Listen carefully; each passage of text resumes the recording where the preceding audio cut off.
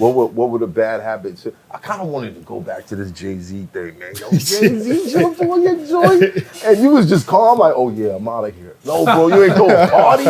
Nah, I ain't throwing a party, but at that time, how did you find out that he was on the record? You heard Jeezy told me. Jeezy told me first. Coach K told me second. Like Jeezy kept saying, "Yo, I'm telling you, the boy on there." I'm like, yeah. That's why I was acting like that. Right. And Coach K was like, "Lo, Holmes did 64 bars. It might be the best verse he's did to date." 6. I was like, "How? Like on my first record Right. out, he's doing that?" Yeah, you know right. what I mean? So I'm like, okay. So when I heard it, I was like, "Oh, it's different." You know what I mean? But what was it like? Like you listening and he just keeps rapping, and you're like, Yo, I bro, didn't. I would have cried. I was trying to, but I'm gonna tell you something. I tried to. I'm gonna tell you something. I couldn't even think about it because it was unreal to me. You know what I mean? Surreal moment. Exactly. So when I seen the verse in Hip Hop Quotables and I read it, I'm like, oh, he really destroyed my. Yeah. Then the second time I seen him, Jeezy brought him out at State Farm Arena in Atlanta, and it's like, yo, Hov about to perform the joint. That's when I had the loaf of bread. Scared, I had the thug tear, you know what I'm saying? Yeah, I was yeah. on something. I was on something. When he was up there and they were singing that word for word, I was like, oh, shit. You know what I mean? So That is a classic record, bro. Did you meet him Appreciate after it. that? Yeah, I met him a few times. And then He talked to a couple people, talked through a couple people to get records from me. I sent a couple. You know, me and Swiss was working together on Cassidy and stuff like that. So I was sending beats through him and stuff like that. But I never really got to the studio where we was in there. You know what I mean? But, you know.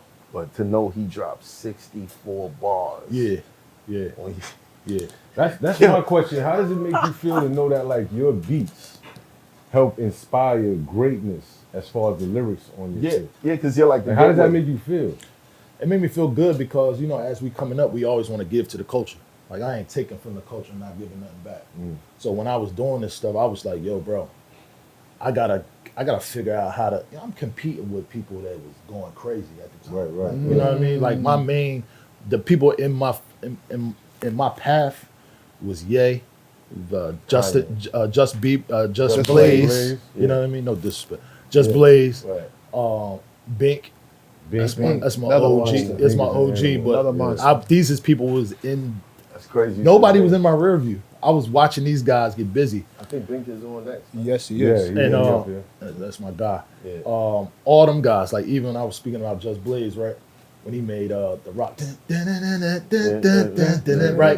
I was like, nigga, that's me. That's what I do. I'm energy. You know what I mean? But he was going. He had everybody rocking. So I'm like, man, how I'm gonna get close to Beans and all these niggas? I gotta do something different, or at least give them a name. Like, you know what I'm saying? And you just skipped the whole list. Yeah. Yeah. That's the fact. It is what it is. You know what I mean? It is what it is. It is what it is. Home, son. Yeah. Shit, 64 bars. Come on, son. That's crazy. Yeah. That's crazy. Folks go their whole careers trying to get And one of those dudes on I their don't think beats. Hov ever rapped 64 bars on another track. Yes, he did. He did. God's did. God did. He did way more than that, though. No, God did, and I think the Diamonds remix. He did the shit with Dr. Dre and them too. What's it called? Three Kings. Yeah. He rapped. Three Kings, The beat went off. God did. Oh, He rapped for an yeah. hour. Him, Rick He Ross, was. and Dr. Dre. Yeah. Yeah, I remember that joint. But yours was the set-off. Yeah. Yeah, I did. Yours That was that the was the settle. first. Yeah. Like, Bruh, it's New York, so you know they was playing the whole Yeah. verse every time. So it was no clippage, nothing. They was letting it run. Yeah. You couldn't walk down the block that summer without hearing. Yeah, once you heard it, it was You like stopped everything. It was like, here we go. Yeah. it's over, Yeah. son. That shit was you crack. said you caught the sample from Dead Prez? Dead President's the movie. I was watching it. So it's an Isaac Hayes sample. It was the Impressions, Curtis Impressions. Mayfield. Got you.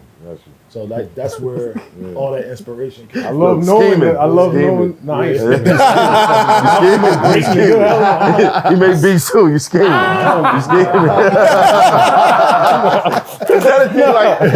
Like, do other producers come up to you and be like, "Yo, you got that sample?" And you be like, "Yeah, I don't know about that." Yeah, a lot of times, man. man. I mean, I'll be like, man, go ahead, man. Do your shit, bro. Okay, Like, you do know your what I shit. mean? Do your shit because I know what I'm gonna do. Right. Like, you know what I mean? I'm in a room full of people. The way I look at records is totally different because I'm energy based. Like a lot of people can't see that view. They can't look outside and see the street. I see it. You know, I see what they're gonna do. And that's why Uzi got so much energy with records. When I look at the crowd. I see him at Coachella when I'm getting ready to create. The beat I'm making is for Coachella. You know what I mean? already manifesting. Yeah, so that's why I get, like, even with Jeezy new joint, like the Snowfall joint, like even though I didn't do all the records, I kind of facilitated the whole thing. Like I was picking pieces because I was like, bro, you need this. This is where they want to hear you all over the world. Right. And that's where I'm like, you know, that's what I be getting into. Like I'm very visual. Like I could take this and go to Jungle tonight and go crazy on the beat. You know what I'm saying? Yeah, that's what because I'm thinking about the conversation, the argument we about to have. I'm put all that shit into a beat. Do you see sounds in color? Nah, when people be saying that, I be like, what do y'all, like, we talking about some colors. Like, it's a you know? Synesthesia.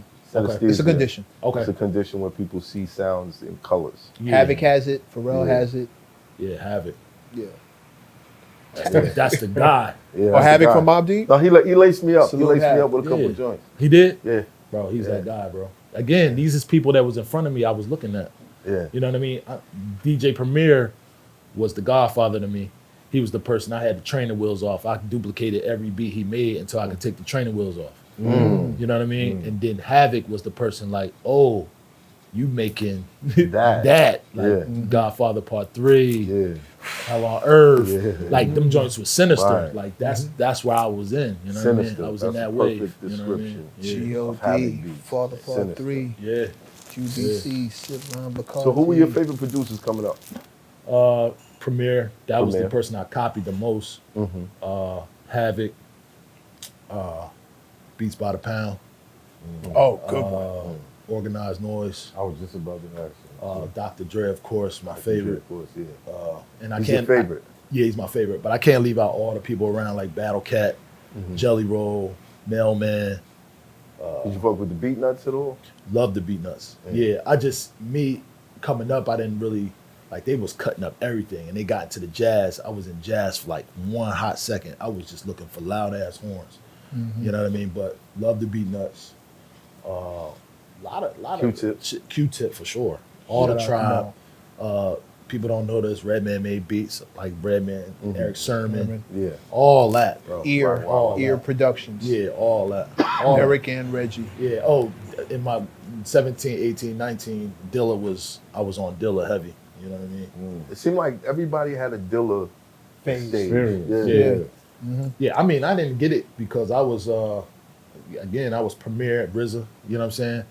97, I was coming out of high school. I was listening to Wu-Tang Forever, right? Yeah. And I thought RZA was like God, you know what I'm saying? Yeah. So when I came to Atlanta, I ran into this kid named Detroit Red. He was like one of my roommates or whatever. And he was playing Slum Village and Dilla. And he kept saying, man, you gotta get on this. And I never got into it. And I don't know what it was. I think one day he left it on in the room and I was asleep. The next day I woke up, I just caught like the soul vibe, like the soul Aquarians and all that. And then I just got in that mode for like 3-4 years. Wow. That helped me because it got me away from being so rugged. I was just so rugged, and then now I'm adding a little finesse to it, and now I'm building them together. Right. So now it's like Dilla became the favorite for like a hot second, you know what I mean? All the way up into now. Like I'm still listening to Dilla. It's hot for trapper turn smack rapper. Only smack rapper that you know is smack rappers. Got bars, I can hang with the backpackers. Trap star, I don't hang with the backpackers. I'm in the hood with the work, you heard. Making fiends leave earth, you heard. Got your baby mama thirst, you heard. Feel the flow, nigga, throw it in reverse. This the wave you need to surf, you heard.